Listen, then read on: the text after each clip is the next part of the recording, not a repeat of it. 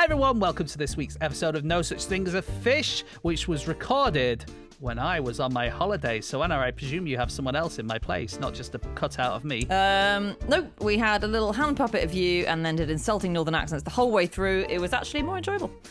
No, that wasn't the case. We had the brilliant Ali Plumb on, the fantastic film critic, who I'm sure many of you will be very familiar with from Radio 1 and such like. He's known for interviewing the biggest celebs on the face of the earth. And then he finally got to meet us. He did indeed. And if you would like to learn anything more about Ali, then the best thing to do is watch his interviews on Radio 1's YouTube channel or BBC Radio 1's iPlayer. He also has a podcast called BBC Radio 1 Screen Time, where you can hear him talk about movies, and you can of course follow him on social media as @Ali Plumb. And don't forget, there is a B at the end of his name. Is PLUMB, Ali Plumb, on all those social medias. I'm fairly certain I have to say that because I'm assuming Dan will pronounce his name correctly all the way through, but you never know, maybe Dan is going to say Ali Plumb. I'm very excited to find out. Actually, that is the main reason I'm going to listen to this podcast. So do keep listening for that, but we do have another announcement as well. Absolutely. We are going on tour. We are going all the way around the world. Well, actually, specifically the UK, Ireland, Australia, and New Zealand. But what we want to do today is remind those of you in the UK and Ireland that we are playing Edinburgh, Bristol, Dublin, Glasgow, Newcastle, Cardiff, London, and Manchester. I'm pretty sure London is at least on the verge of selling out if it hasn't already sold out. But there are a few tickets left, I believe, for all those other dates. So snap them up ASAP. And to do that, go to nosuchthingasafish.com/live and, click on the links and stuff. You know how to do it. We'll see you there. Can't wait. Absolutely, we can't wait. And I can't wait to hear this episode of No Such Thing as a Fish with Anna, Andrew, Dan Schreiber, and the incredible Ali Plumb. Okay, on with the podcast. On with the show.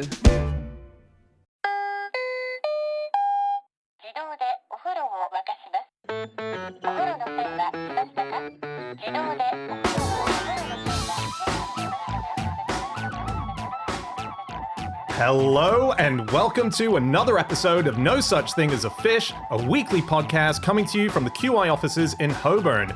My name is Dan Schreiber. I am sitting here with Andrew Hunter-Murray, Anna Toshinsky, and Ali Plumb. And once again, we have gathered around the microphones with our 4 favorite facts from the last 7 days. And in no particular order, here we go. Starting with fact number 1, and that is Ali. My fact this week is Jurassic World Dominion is the first film to have its parody movie be released before it itself was released. Lovely. Lovely. You with me? Yeah. Yeah. Does that mean that Jurassic World Dominion is actually, it becomes the parody? Yes. Like whatever comes out second becomes the spoof? Whoa. Because Yeah. I've seen it and it's quite funny in lots of ways. I think arguably funnier than the parody that came out of it.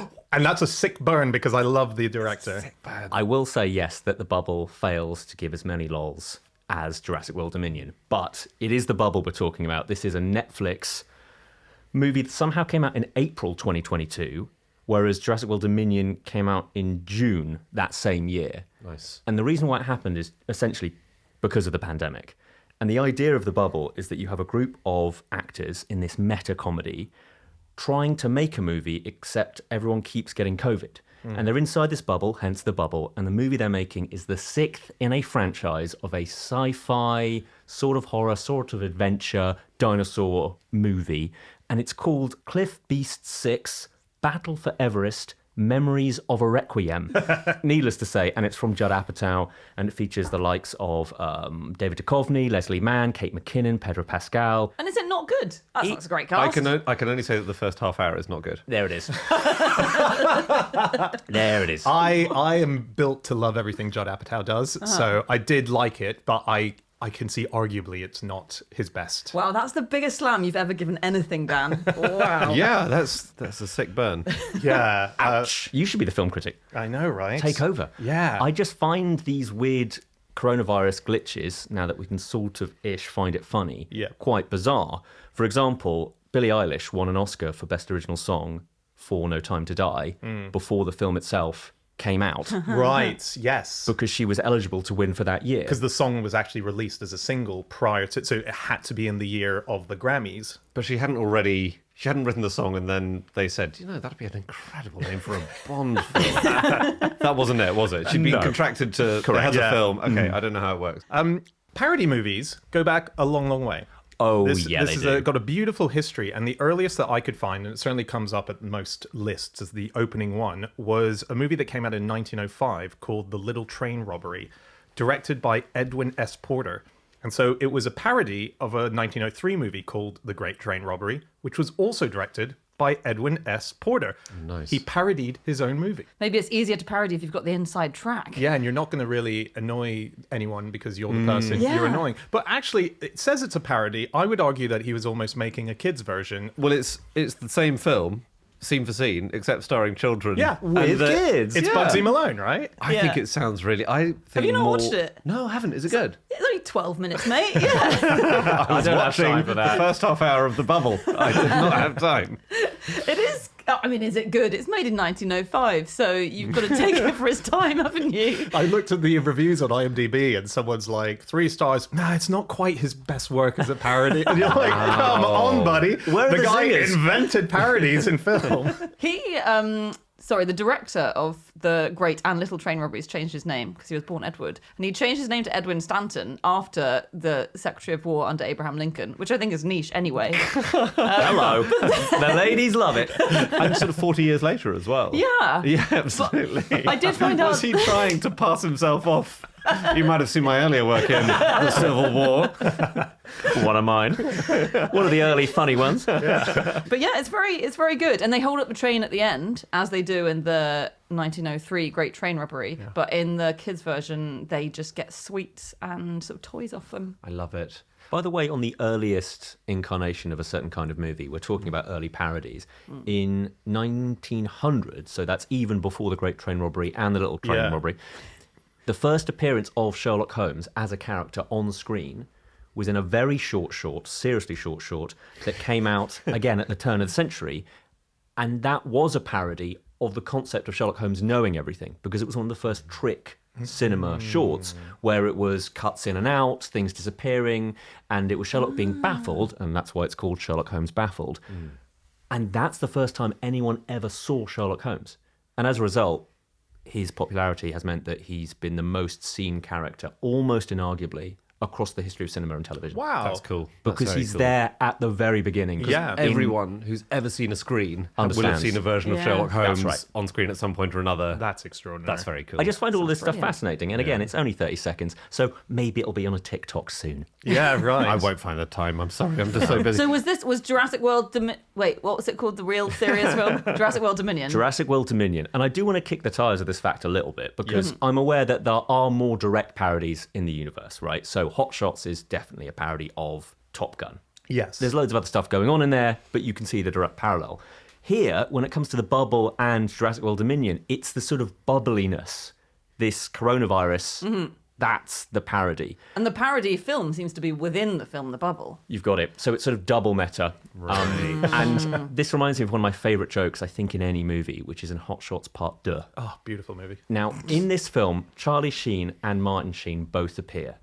And referencing each other's Vietnam War movies, they're writing in their own little diaries excerpts from each other's movies. They both then, as the boats that they're on pass each other in a river, stand up and say, father to son, I loved you in Wall Street. Okay. Think about that. Are they... For half a second, and your brain explodes, because they were both in Wall Street. In the universe of Hot Shots Part 2, they've both seen each other's film that they were both themselves in, and their father and son, and they've both seen the other Vietnam War. Wow. I guess in a darkened movie cinema, you can tell who the critics are in the crowd. You just hear a brain blow. No, you just hear a load of scribbling as they write down the joke. That's how you can tell when it's funny. No one's laughing. Yeah. So have we said that it was delayed? I assume it was delayed. Maybe you did say that. Yes. Was the film coming? The serious film was delayed. Jurassic World Dominion was delayed. Okay. It's also just got much more CGI at a much higher level. Although, ironically, it was ILM, Industrial Light and Magic, who did the dinosaur visual effects for both movies. So, why not do both? Just if they both ask you, then just go ahead. Yeah, So you'd think there would be a contractual thing that you'd say you're not allowed to work on any other dino stuff. Or while you're one working that's on us. directly taking the mick out of us. Yeah. Yeah. Can I tell you about another dinosaur? This is not a parody. This is a very cool thing. So this was a film that's out in 1993. And it is a famous dinosaur film from 1993 that was released before Jurassic Park, right? Okay. Jurassic Park was the second dino movie in 1993. Okay. The first one was Carnosaur. Yes, go on. And it was about a doctor. It was about this mad scientist planning to exterminate the human race and replace humans with genetically engineered dinosaurs. Much better plot, arguably. Lovely. Wow. Roger Ebert, who's a famous film critic, he named it the worst film of 1993. And but the thing is, it wasn't a parody of Jurassic Park because it was also based on a book, right? There's a book called Carnosaur by a writer called John Brosnan, which was written in 1984, before Michael Crichton wrote the book of Jurassic Park. However, the film was only greenlit when they heard that Jurassic Park was being made. So they were kind of looking around, I wonder if we have some other dinosaur content that we can get out. But this is the crazy thing. Diane Ladd, the actor, was cast as the evil protagonist. She is the mother of Laura Dern. Oh, in real life? Who's in real life.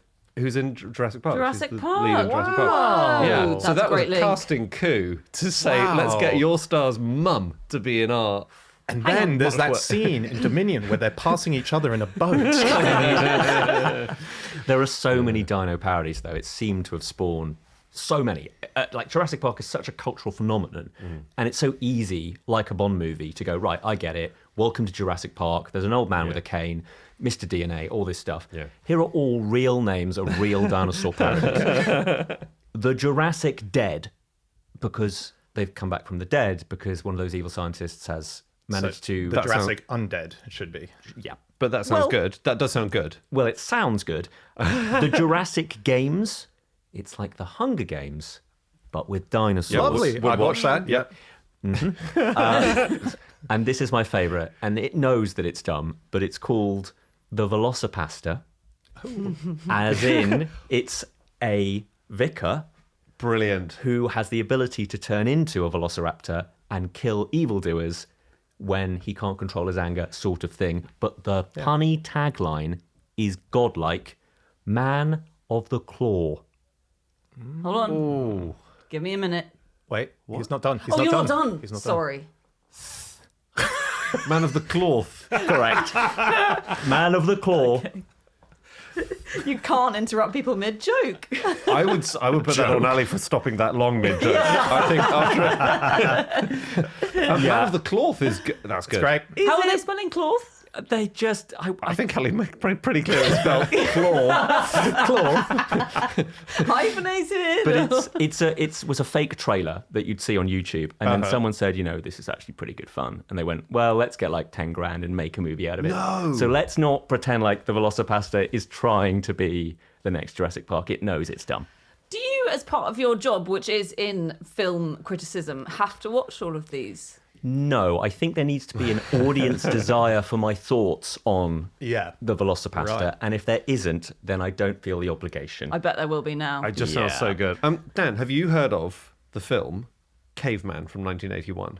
And there's a very specific reason I'm asking Dan this. Yeah, I haven't seen it. Ringo Starr. It stars Ringo Starr as a caveman who lives 1 zillion BC. And they also meet an abominable snowman at some point in the movie. So I just thought this is the most Dan film. Dan, why haven't you seen it? Yeah, it's weird. I Too thought much, it too sounded rich. too much like a glitch in the universe, like I'd proven this was all fake. It's the Truman Show. It's Yeah. like no one would have made this film No unless one you can- were that alive. can't exist. I think the only thing it produced was Ringo Starr's second marriage. And that's about the only... to Barbara Bach. That's right. So who is a Bond girl? Well, she was also the female lead in Caveman, 1981. Oh, which is she prouder of, I wonder? Don't know. Who could say? Probably Ringo. By the way, speaking of Bond, obviously Yeah. Bond is such a huge franchise, news just in, that it can inspire its own franchise, its own genre of Bond parodies, and we have Right. to at least acknowledge them. But are you guys aware of the film called OK Connery?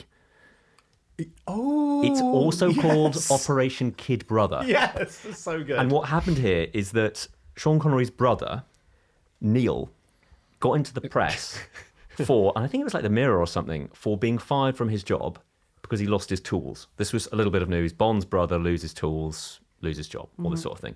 And someone said, a bit like a joke, well, he does look a bit like Sean. Let's get him in some sort of like Euro cheapo Bond knockoff.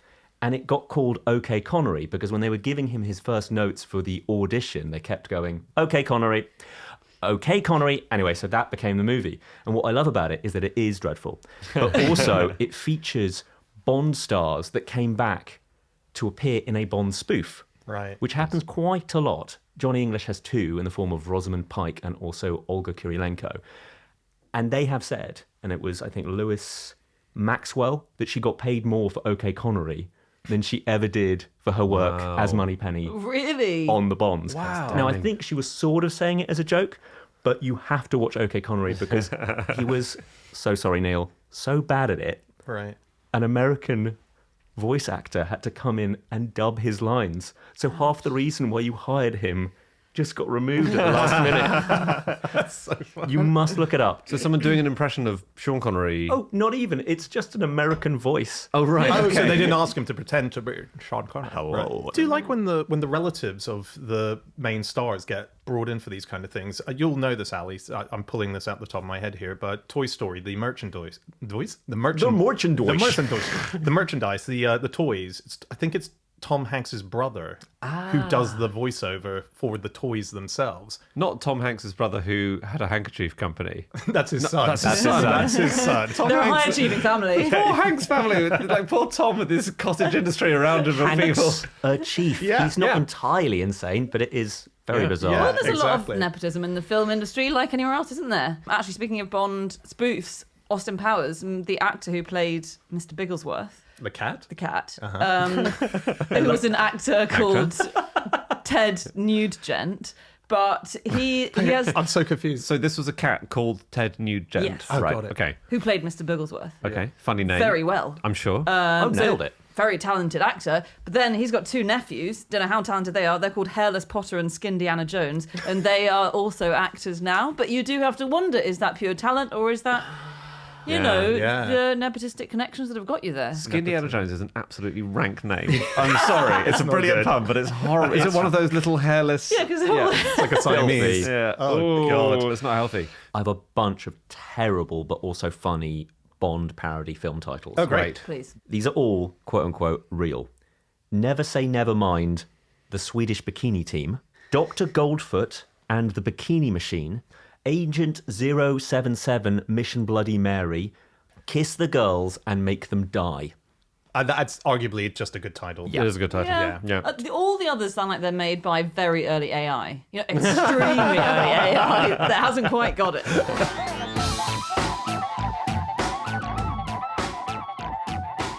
Stop the podcast. Stop the podcast. Hi, everyone. We'd like to let you know that this week we are sponsored by ExpressVPN. Yes, ExpressVPN is the service that if you're online doing anything, doing some work, doing some play, ExpressVPN encrypts and reroutes your network traffic through servers.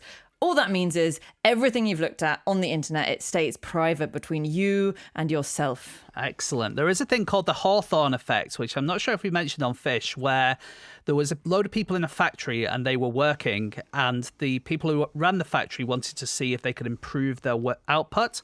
And so they tried loads of different things, and it turned out everything worked. And that's because we change our behavior whenever we know we're being watched. And now you know you're being watched online. Because we've told you, and you are if you're not using a VPN. And it is a really interesting idea. Is it affecting how you're searching? If I didn't use a VPN, I know that I'd maybe feel weird about Googling, you know, for the millionth time that day, best thatched walls in North Devon. But as I know everything I look up is private, I'm comfortable with it. I do use ExpressVPN. And to be serious, the reason I do is because I don't like the idea of internet service providers being able to take all of your data and sell it. It's extremely valuable, your data. You're giving it away for free if you don't use a VPN. Absolutely. And I used it to watch the end of Race Across the World last week while I was in Denmark.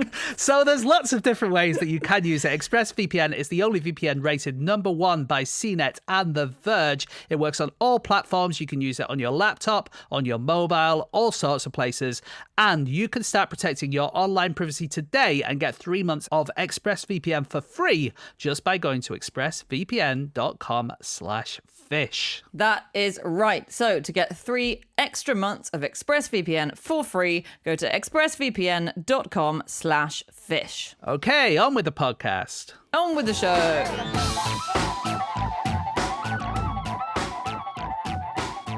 Okay, it is time for fact number 2, and that is Andy. My fact is that Britain is home to the planet's largest manhole cover. Strong brag from Britain. Yeah. How big we're talking? It's enormous. Wow, you kidding me? Don't make it so sexy so quickly. How big a man can get into this hole? Any man. So this is a 1,200-ton concrete lid. It's huge. That is going, and at the moment it is used for access by workers. So it is technically a manhole, and it's round. So, Yeah. But what it's a is manhole. it? As in, how do you get through the concrete? How do you lift it? And what's underneath it? It is going to be closed, and then I believe the plan is that it's not going to be lifted up again. So, it's playing a bit fast and loose with what a manhole cover is. It's experimenting with the form. And this is part of a thing, an amazing thing, if you haven't heard of it, and if you're overseas, you won't have done, called the Thames Tideway Tunnel. It's the biggest infrastructure project in Europe. It's happening right now. Some of you aren't overseas and may also not have heard of it. Don't feel bad. No, don't. It's a new thing that's happening in London. It's going to be called the Super Sewer. Cool. And it is a ginormous pipe that is going to run under... Everyone's looking at me like this is boring. It's Well, not. I feel like you're being paid by them at this point. You're talking like Trump all of a sudden. It is ginormous. It is huge. Can you give us some numbers, Trump? Can you give us anything that's true? It's going to be 16 miles long, right? Yes. And basically the problem in London is it's got this amazing sewage system for the 1860s, right? Yeah. Unfortunately, time has moved on, and London's population is now way bigger than it was then. So you get all of this sewage that, if it rains heavily, the sewage system overflows because rainwater and sewage water, they go to the same place. That was a clever thing to do at the time, but these days it doesn't work anymore, and you get lots and lots and lots of horrible sewagey water in the river. Problem. We say it overflows. Also, every single sewage company in the country deliberately dumps billions and billions of gallons of it into the rivers. Just again, if you're overseas, you might not know. Let's not act like it's an accident. Please go on, Andy. It's not an evil scheme, but it's a bad system which hasn't been updated. Anyway, the Super Sewer is essentially, as the project manager Ryan Moore said, a massive toilet. It will be able to take a huge amount of overflow, so it's going to make things a lot better. And it has this enormous manhole cover on it. Ginormous. It's massive. And I'm just so excited. Can I just tell you one more thing before we talk about manhole covers? Is it about how big it is? Yes, it is. It's so huge, right? Please withhold your what are you compensating for emails.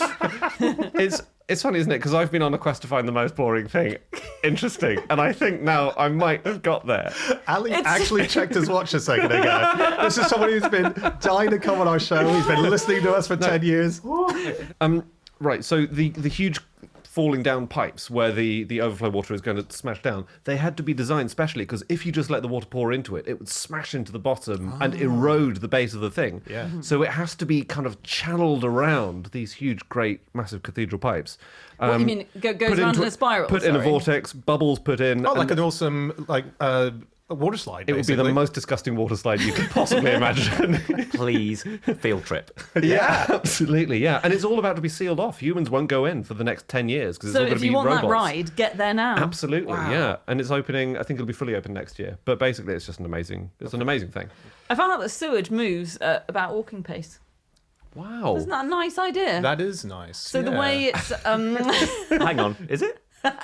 It's nice to know if I ever dropped into a sewer. that you could escape it. You could escape it and it's not going to be gushing past you. That's a fear I have. Imagine Like, falling down a manhole. Like lava. Yeah. Like lava moves quite slowly when it's flowing across ground. Very similar. Although I think this is average, but basically the way it works is largely by gravity. So, in fact, it really reminds me of a log flume. This is certainly in London. Insert joke here.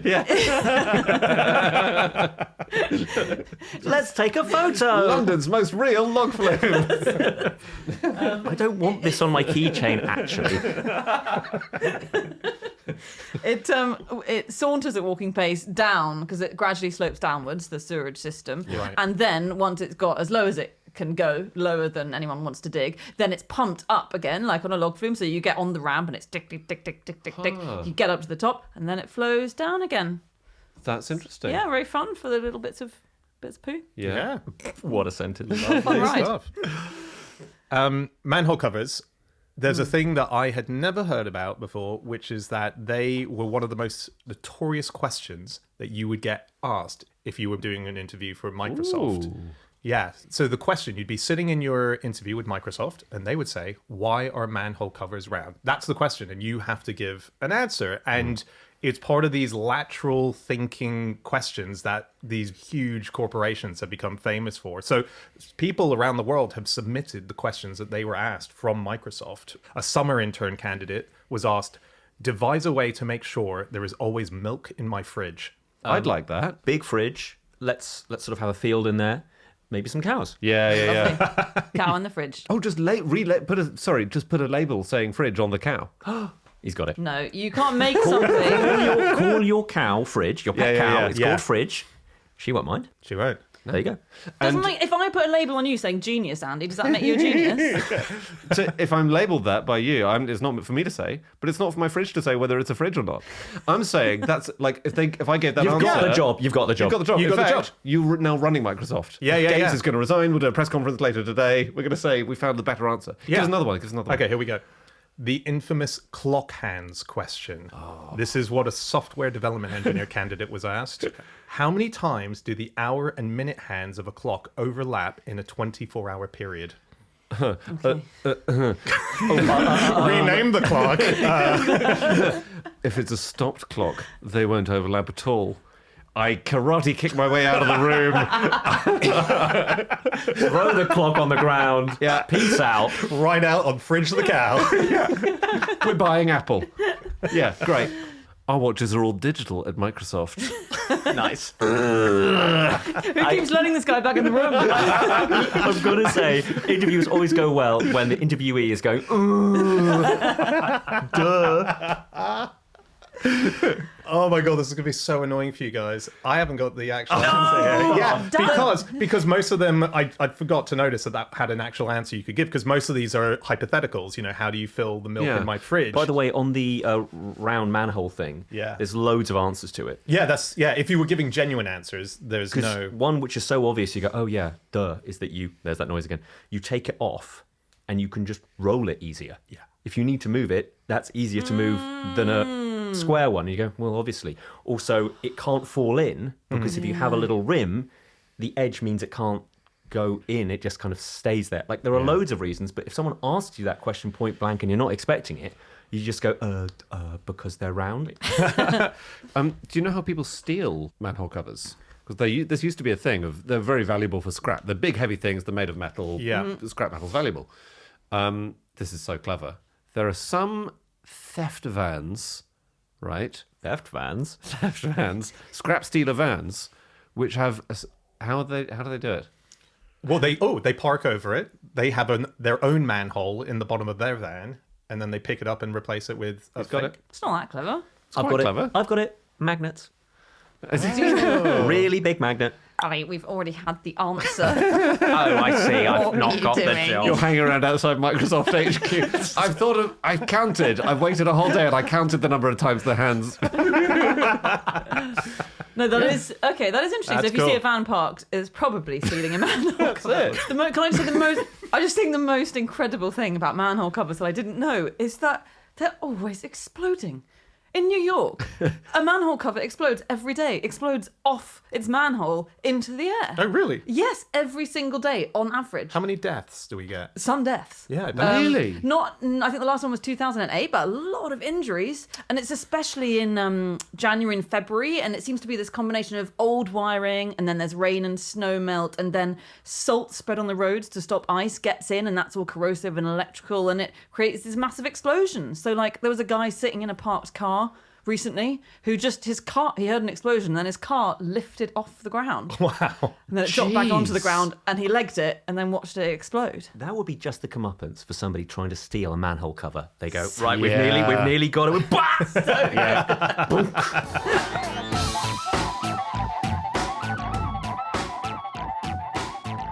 Okay, it is time for fact number 3, and that is Anna. My fact is that a spaceman was originally a journalist paid according to how much space their writing took up. Brilliant. So good. Yeah, I just think I came across this researching, in fact, a couple of weeks ago, and I was just looking in the OED for something, and I saw spaceman, clicked on spaceman, and actually the first definition of it is from 1892, and it is a journalist. Well, as I said, they got paid in those days according to how long their articles were, how much space they took up, and the meaning to mean someone from outer space or someone who goes into outer space didn't rock up till 1932. Right. 40 years later. This is like the classic fact of Batman existed before Batman existed.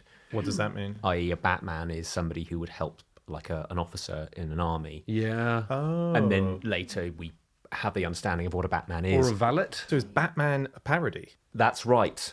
Yes, correct. It was a man who really took his job much too seriously and then ended up dressing up as a bat. Yeah. And then his parents died, and then insert more jokes here. I don't know. But it's not a pun. It's not a direct No, pun. no, not a not pun. at all. But if Batman is the valet, who's Batman's- the boss? Oh my God, that's right. So Hold on, isn't Batman's Batman? What's his name? Pennyworth. Oh no, So Pennyworth is Batman's Batman. No, What? who's the old Who's guy who Pennyworth? served Alfred. Batman? Alfred. Alfred Pennyworth. Alfred. Oh, Alfred, sorry. Alfred Pennyworth. Is Sorry. this thing on? Who calls Alfred by his surname? Even Batman's never done The that. guy who watched the TV show that's based on, I kid ye not, the use of Alfred Pennyworth called Pennyworth. I'm going to leave. Didn't know that. There's a Sorry. TV series about the butler. Correct. That sounds boring. That's gonna be a it's lot no of- manhole covers, I'll give you that. Oh, sorry. What a great point. Well, I'm on thin ice. Master Wine. That guy. Yes, He's got his own TV series. Were you doing Michael K? Master Wine. I was doing an impression of Master Wine. Master Wine. I'm actually Michael Caine's brother. Yeah. Roger Kane. I've had so many series. Do Yeah. the blow the doors off line. Only supposed to blow the bloody. Master Wine, you're supposed to blow the bloody doors off. Dreadful cold you've got, Michael. Anyway, What are we talking? early Batman, journalists. Spaceman, yeah. The Gilded Age, a very brief period of time, the Gilded Age, 1870s to 1890s in the US, and that's where journalism, I think, was undergoing a little bit of a revolution. I think newspapers had finally stopped increasing in sales, and they were trying to give journalism a boost in various ways. And yeah, people would get paid by length, and people would get furious because also the idea of an editor was coming in as well. And I read a rant actually by a journalist at the time who was saying that editors are the worst, obviously, because they hack away at your salary. So you've written 17,000 words of tripe in the hope of getting paid 30 quid or whatever. And yeah, people used to get furious. One writer saying, "Many a time have I had my financial prospects of a big bill grow smaller and smaller as that inexorable blue pencil went on its avalanche-like mission of extermination." Yes, I think we can see why your writing is cut down sometimes, sir. Your loquaciosity is noted. I've got a list of old-fashioned terms that were used in the olden days. Right. Which sound a little bit naughty, but they fit in with what you're saying. Do you know, and this is relatively famous, what a dog's dick is? Yeah, I certainly do.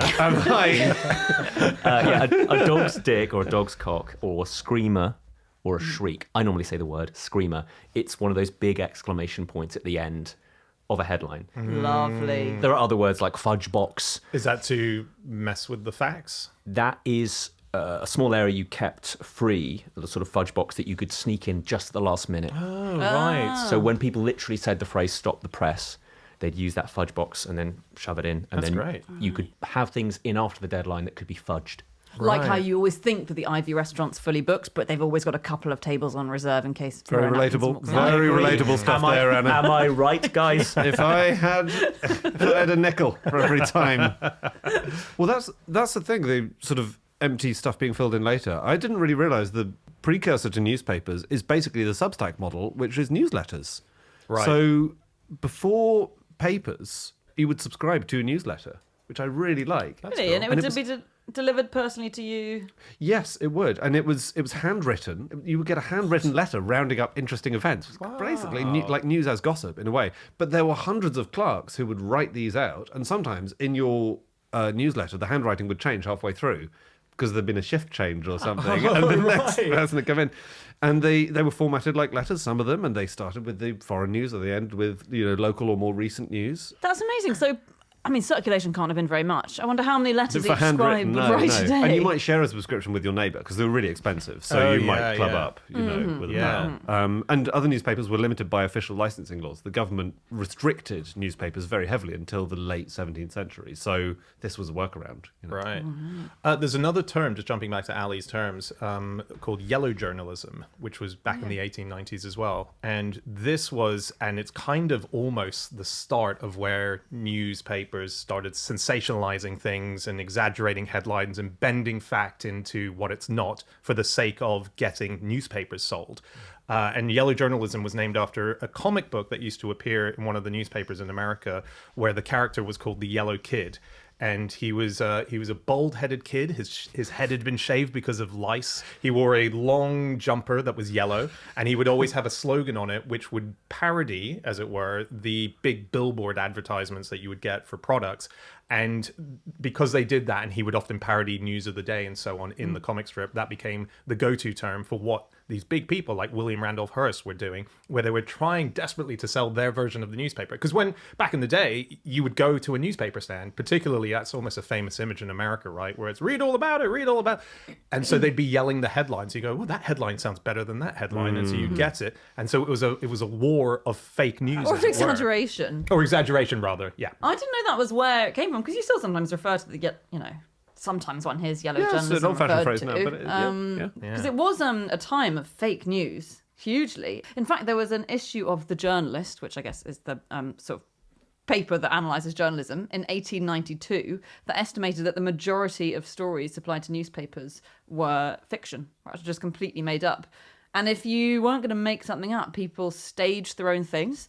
So journalists would kind of try to create a mad event. There was one, I think this is the 1880s, in Buffalo, New York, who bought a cadaver's arm and then cut it up into loads of pieces, dropped all the pieces in the canal, and then found one of the fingers and then wrote an article on, where has this finger come from? What's it doing in the canal? Why isn't there a missing person? And created a big storm that everyone else reported on. And then, other bits turned up in the canal that other people found. That's a good question for Microsoft interview. I've just found a finger in a canal. What's going on? No, that's a good way of losing a job. I've just found get out. I think you should answer, not set the questions, Andy. That's what we're learning here. I think if you go into the interview with extra questions that they should ask, that's another power move that'll get you the job.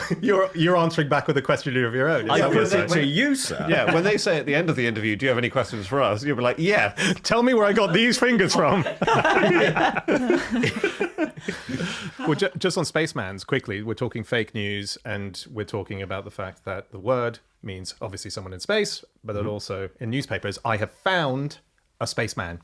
That combines all three of those things. Oh, wow. So an astronaut who was paid by the... I've cheated it. Okay. It's not a real astronaut. It's someone who spent a large part of their time in space, but in the world of television and film. It's Sir Patrick Stewart. So, Jean-Luc Picard of the SS Enterprise. Yeah. He used to be a local journo. When he was age 15, he left school and he stayed in the area he was living in, which was Mirfield, and he joined a local newspaper. And so he became their person who would sort of write up the births and deaths, all the announcements, and then he would go to local plays and so on, and he would watch them and do little bits of critique writing as well. Can I just check? This is the character, right? This is Sir Patrick Stewart. Sorry, this is Sir Patrick Stewart. That's not the backstory of Captain Picard in Star Trek. I started out in local journalism, of course, before I started spreading peace through the universe. Seems like I was joking, but genuinely I listened to that whole thing going, so did all the Star Trek people have backstories based on their Earth jobs? They're always reading the newspapers. They've got a little printing press in the back on the Enterprise. His actual backstory is that his family were in vineyards. Yeah. So there you go. Also, was it the USS Enterprise? I had to stop saying anything. I know. No, glad I've got that in, because otherwise that sounds like a Nazi ship chasing after them, the SS Enterprise. I was thinking to myself, there'll be so many letters, but I just didn't want to interrupt your flow. So yeah, the USS Enterprise. And so Sir Patrick Stewart, before he was an actor, he was a local journalist. But he, because he was busy getting ready for his acting world, used to have a lot of evenings where he would go and practice his own plays. So in some cases, he never saw the play that he was meant to see and critique. He would call people up and say, what was it like? Or he just made it up. And he often made up a lot of the news. So he, a spaceman in two forms, was responsible for fake news. Brilliant. Patrick. Very nice combination. Also, we love you. Can I just something that I find so weird about journalism around this period we've been talking about when it changed is that the revolutionary thing that was happening was it was going into the inverted pyramid structure, which is a journalistic term. It's still taught today, the inverted pyramid, yeah. There you go. And the inverted pyramid is how we read almost all journalism. And it's very simple. The way it works is that at the top of an article, you have the amazing, most newsworthy big news. And then the second bit of the article is the next bit of the pyramid, which is the important details in it. And then the third bit of the article is like background, general information. You know, can you be asked to get there? Maybe if you've got nothing else on in the day. Quotes.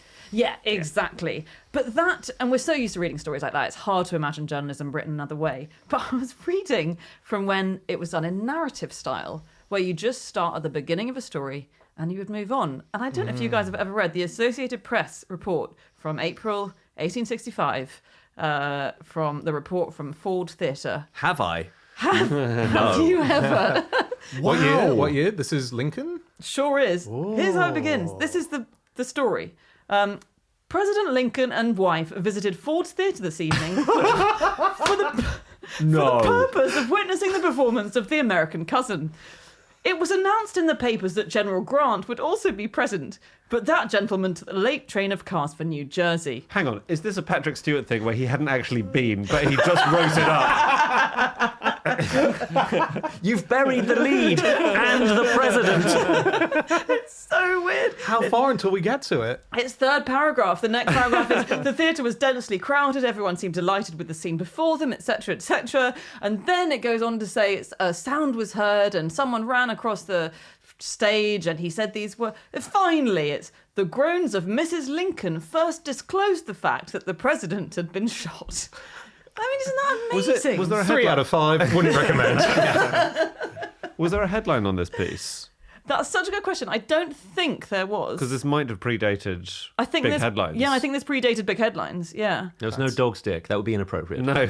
So you really had to focus on. You really had to read the full thing. Not You like never today know. where You can never skim know it. whether this is the most important story of the decade. Imagine not having somehow missed the news that Lincoln had been killed and you're just reading a nice review and that pops up halfway through. Sorry, what? What? What about the play? Yeah. Another phrase that you might say to do with journalism is today's news is tomorrow's fish and chip paper, right? So I was thinking about that because I've moved to a seaside town and I'm getting a lot of fish and chips at the moment and I ain't seeing any newspapers. They're not wrapped in it. So I think that might be something that's been phased out. But what do we know about the newspapers? Where did they get them from? Oh, You run a old, fish and old chip shop. chippies. Yeah. Where did you get your newspapers from? Pick them up off the street when they're discarded. Yeah, So I that's don't a bit wanna- disgusting, I isn't don't want it? to know it. I mean, It's a bit disgusting. Yeah. Yeah. Okay. I will actually only have my fish and chips from a copy of the Daily Telegraph. Because you get more chips that way. It's a massive paper. It's a big, yeah. clever. Yeah. You got No, the job. No, so what it is one thing you probably will have noticed is that if you ever opened up your fish and chips, you never had the front page of a newspaper. You would always have had something from the body of the newspaper. So they never used old newspapers. What would happen is at the end of the day at a newsagent, they would have return copies that they would need to send back. But that's huge and bulky. And what are the papers going to do with it? They don't need it. So what you would do as a newsagent is you'd rip off the front page or enough that you would have the date and the title of the newspaper, and you send that back to the newspapers to get your refund, and then you give your unread newspapers to the fish and chip Brilliant. shops, and they use it from there. Hang on. So the newspaper will refund you for just sending the front page. It's proof that you haven't sold the paper, I guess, which is the Right, main thing. I They don't see. actually physically want it back unless they're trying to pulp it, which I guess they weren't doing. So, I see. That's brilliant. That's Yeah, isn't that great? amazing. Yeah. Yeah. Wow, that's really cool. I remember But no, thinking, yeah. if it had a big print-out image of ink on it, I don't want that on my chips. No. Well, now you get fish and chips delivered on BBC News articles online, don't you? It's on a Kindle these days. I get mine. Mine keep popping up as alerts. Oh, I don't need another chip.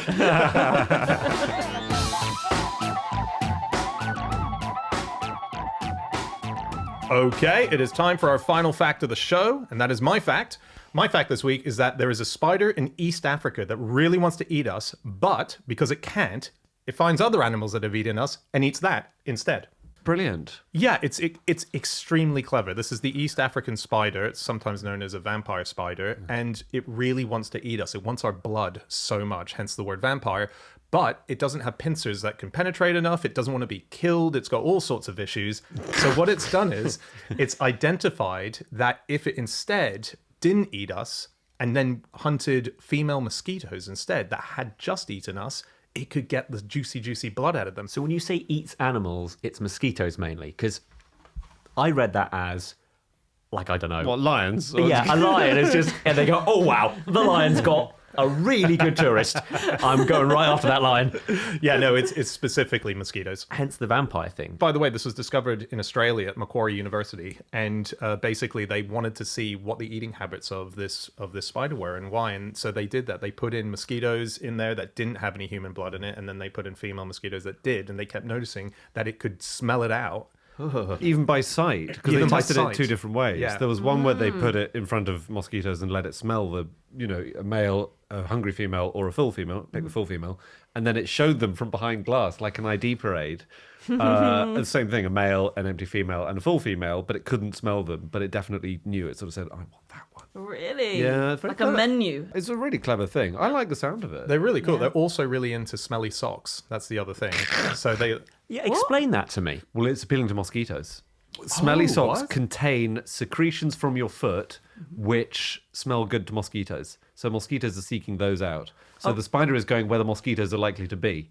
This is just What a genius! That's brilliant. This has blown my mind, because you know how people have sweet blood and they say, oh yeah, they always get bitten. Oh, yeah. It's because they have sweet blood, and that's sort of the colloquialism. The truth is, your feet stink. You got really stinky socks, so forget the sweet blood thing. That's just your mum trying to be nice. I've never noticed mosquitoes gathering around my feet. That would be around a- my socks. that's a when superpower they no come one for wants. me. Could I talk a little bit about other animals that have vampire in the name? Oh, yeah. The vampire brand is very strong. Not all of them glitter, but it's just interesting that you can have a vampire squirrel. Bear Yeah. with me. So this is a rare tufted ground squirrel that is only found in the hilly forests of Borneo. And it is notable not just because it has the taste for blood, reportedly, but also because it has an incredibly bushy tail. It has the bushiest tail of any mammal compared to its body size. Again, it's called the vampire squirrel. And I just think, is it a vampire squirrel? Or is it just a very big-tailed squirrel? But it likes blood. Yeah. I mean, that it doesn't matter how big your tail is. If you like blood, you're a vampire. I guess so. The species is really very bizarre. So the tail is 30% larger than the rest of its body, but in terms of like the blood, it will eat giant acorns, of course it will, but it also will perch on low branches and then jump onto a deer, go into its jugular vein, and also disembowel the carcass. Okay. Sorry. No. So There's Uh-huh. no squirrel that can take down a deer. It's not taking... Well, If it's disemboweling the carcass and it's step one is jump onto it from your tree. No, but it's the pincing must be like a Vulcan death grip, right? Like it must be a pinch or whatever that's. Does that There it make is. it More letters coming in. Goes to the neck, takes it down, Yeah, disembowels. if you can get the right spot, you can incapacitate. It's just anything. like I've seen lions fighting with deer for minutes on end. In But they're David same Attenborough. size. They're same size. It's like, have you ever had a kid punch you in the balls? Not you, but have you know, like fighting a kid? It takes a while before you can get a good punch in. You think that's hard? You saying fighting a kid? Can I use another analogy? No. So you're saying fighting a kid is harder than fighting a fully grown adult? I'm saying it's like Dan's if in so many fights. Margate seafront is is littered with bodies large and small. give me a fish and chips, bug. No, if a little thing is a spider crawling on you or whatever, it's hard to. It's hard to punch a spider. Yeah. And if it's on your balls, you're in big trouble. As the saying goes. Yeah. Right. Look, I will say it's not been scientifically observed that there have been deer kills in this manner, but the Right. local tribe, these are the forest-dwelling Dayak hunters, say that it does attack and kill deer to eat their see. stomach contents. Yeah. So again, squirrels, cute. Yeah. So the spider you wouldn't think is very vampire-y as well because its length is 5 millimeters long. So we're talking about like a little tiny little thing here. It's very, very small. Oh. The most vampire-y thing of the animals has to be the vampire bat. That's a fair shout, I think. Yeah. Because it literally... They've earned the name. And I was reading about the vampire bats, and we've mentioned a couple things about them in the past, but what I didn't know is that if they are taking blood from an animal, so a vampire bat will land on the ground and crawl over, sink the fangs in. If it's a particularly hairy animal, and this animal's usually asleep, it will shave the animal first. Yeah. What? It uses its teeth and cheek teeth. It's got cheek teeth inside, and it will shave a patch as if it's about to do surgery, and then it will put its fangs in. So it's like a barber. It's just a little shick, shick, shick. You'll wake up with bald patches all over you and you'll know that someone sucked your blood. Yeah, I guess so if you're an animal. And do we know, is that because you know how it's very unpleasant to kiss someone who hasn't shaved? Is that because it's also unpleasant to drink blood from someone who hasn't shaved? Is that just to make it a more comfortable experience for them? You get your food in their beard. You know what I mean? Yeah, and you don't want that. There's that other documentary, The Twits. This is an acting related fact for these spiders. There's a spider which only survives because it's a bad actor. Oh, it's one of those spiders that fakes a death kind of thing to avoid predators thinking it's alive. And you pity them because they're so bad. And they're you like, give it- alas, I am forsooth, I am dead. Oh, wow, he's got a lot of work. I don't want to eat that. And then you, Ali, you go soft on it in the press tour. I do. Because, you think He it doesn't means deserve. well. Yeah. So this is called Scylla collingwoodi, and it pretends to be an ant, right? Because ants are often quite scary for predators. They've got strong jaws, and they can really bite you back, as it were. So a lot of predators avoid them. This spider doesn't have that, but it lifts up its front legs and waves them around as if they're antennae. Oh, okay. And it shakes its abdomen about, so it looks a bit like an ant. But its impression is so bad that it could be any one of multiple ant species, effectively. It's not a very good specific ant impression. But that means it deters multiple predators. That's great. Because it sort of looks a bit like loads of ants. It's like me being able to do one accent, which actually sounds plausibly like loads of different countries it could have come from. Mycocania. Exactly, yeah. It's an all-round it's a generic impersonation. It's am I doing a Welsh accent? Am I doing a completely different accent? It doesn't matter. It's the factory setting of accents. Exactly, yeah. Wow. Yeah. So every animal goes, it's like if something's on the turn. It's like, I think it's okay to eat, but it might be that poisonous It might one. be an ant, yeah. So we'll yeah, check yeah. it out. Yeah, Pop exactly. it in the bin, yeah. Yeah. This spider is only found in Lake Victoria. You know how big Lake Victoria is? Big. It's so big. It's a biggie. It's 6 times the size of Yorkshire. That's Is that big. bigger or smaller than that manhole cover you were wanging on about earlier? Ginormous. It's ginormous. This lake is massive. It's East Africa. It's Kenya, Uganda, and Tanzania, right? The 3 countries on its borders. I love this. It's so big. It's one of only 2 places in East Africa where you can watch the sun set over water, but you're not on the coast. Oh, okay. Isn't that good? Yeah, that's nice. You just look out and That's the sun lovely. sets, and it's actually there's more land on the other side of it. Yeah. It's kind of cool. That is isn't cool. it? Yeah. Really nice. It's basically half of England. That's That big. is large. And it's amazing, isn't it? It's an ecological wonder. I didn't know about this at all. And it kind of helps you out, Dan.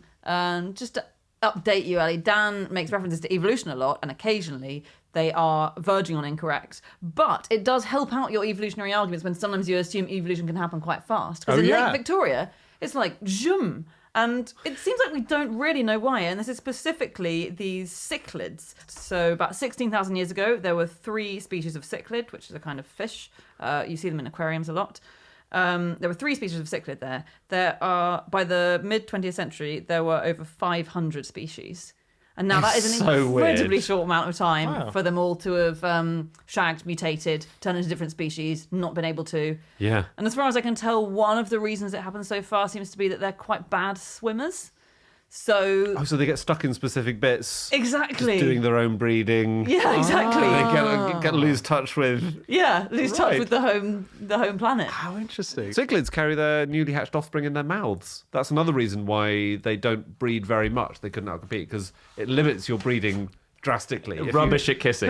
Yeah, absolutely. Give me a cichlid image. What's a cichlid look It's like you think of a fish in an aquarium in Yeah. a shop. Yeah. It's like that. Okay, The right. Classic. It looks like a nice, colourful little fish. Classic fish. Yeah, no, you're right. That's not good for like a date night where you go to kiss, they open their mouth, and the children are in there. Anything I should know? Oh. She was lovely. Great listener. She sounds a bit like Michael Caine.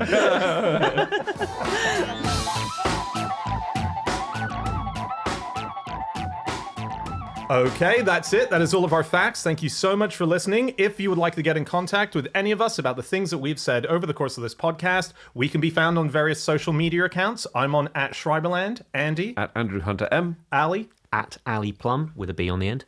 and Anna. Where can they get to the four of us? You can tweet at no such thing or Instagram no such thing's a fish, or you can email podcast@qi.com. Yep, or you could head over to our website, nosuchthingasafish.com. You'll find all of our previous episodes up there. You'll find bits of merchandise up there. But most importantly, most crucially, you will find links to the live tour. Thunder Nerds, we're back on the road later this year, so come grab a ticket if we're coming to a city or town near you. And otherwise, just come back here next week because we're going to be back with another episode, and we'll see you then. Goodbye.